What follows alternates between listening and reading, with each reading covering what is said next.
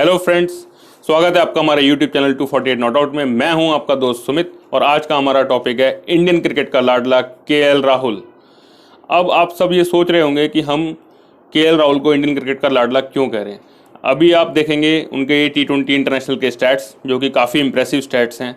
इनकी 139 प्लस की strike rate है, अराउंड 40 की इनकी T20 में एवरेज है। इन्होंने 2 सेंचुरी भी स्कोर की हैं। अगर आप देखेंगे तब भी मैं इनको बोल रहा हूँ कि इंडियन क्रिकेट के लाडले हैं, ये परफॉर्मेंस करें या ना करें तब भी टीम में बने रहते हैं। इसका क्या कारण? अब मैं आपको इसके रीजंस देता हूँ। आप थोड़ा सा पीछे चलिए। एशिया कप के अंदर हमने पाकिस्तान के साथ 2 मैचेस खेले, राहुल दोनों मैचेस में फेल हुए। श्रीलंका के साथ मैच खेला, उसमें भी वो फेल हुए। लेकिन जैसे ही हम डेड रबर में लेके आए उनको अफगानिस्तान के अगेंस्ट, हम तब तक एशिया कप से बाहर हो चुके थे, लेकिन उन्होंने अफगानिस्तान के अगेंस्ट 50 प्लस का स्कोर कर दिया।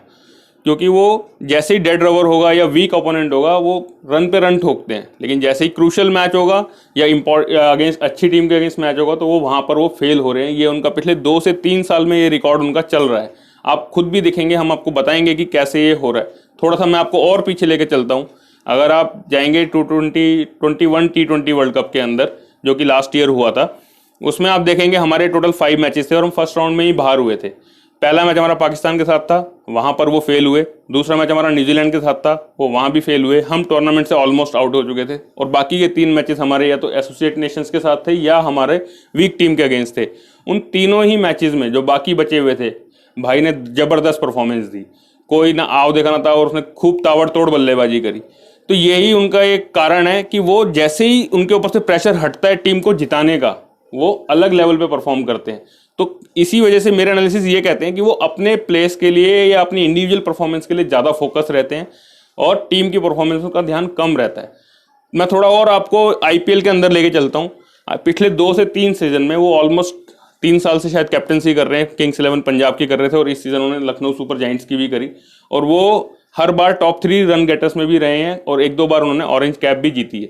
लेकिन उनकी टीम फाइनल्स में भी नहीं गई, ना ही कोई आईपीएल की ट्रॉफी उन्होंने अब तक जीती, क्योंकि वहां पर भी वो इंडिविजुअल परफॉर्मेंस पे ज़्यादा उनका ध्यान रहता है।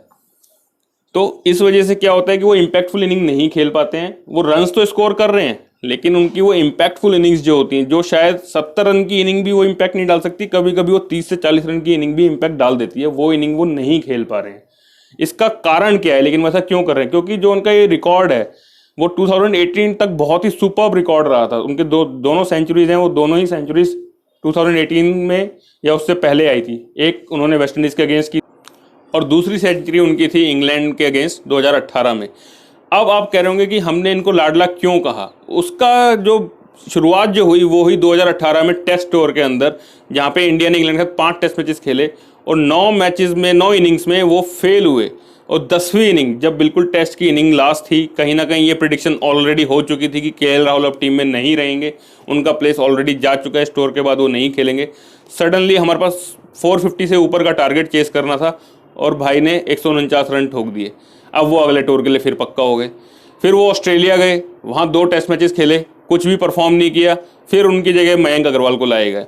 और अगर आप देखेंगे जो मैंने अभी आपको T20 आईज में बताया, ODIs में बताया, आप 2019 का वर्ल्ड कप देखिए। शिखर धवन के बाहर होने के बाद, इंजर्ड होने के बाद उनसे ओपनिंग कराई गई और उन्होंने कितने मैचेस में जो इंपॉर्टेंट मैचेस थे वो सब में फेल हुए। अगेंस्ट इंग्लैंड हम 337 से ऊपर का टारगेट चेस कर रहे थे, वहाँ पे वो फेल हुए। सेमीफाइनल में फेल हुए। वैसे वो थ्रू आउट द उसमें टूर्नामेंट में फॉर्म में थे, लेकिन इनके साथ ये इशू है कि वो अब क्रिटिकल मैचेस में या जिन जो अच्छी टीम्स के अगेंस्ट जो मैचेस होते हैं ये उसमें नहीं चलते हैं और ये सिर्फ डेड रबर के प्लेयर हैं या फिर जो बिल्कुल वीक टीम्स हैं उनके अगेंस्ट ही स्कोर कर पाते हैं।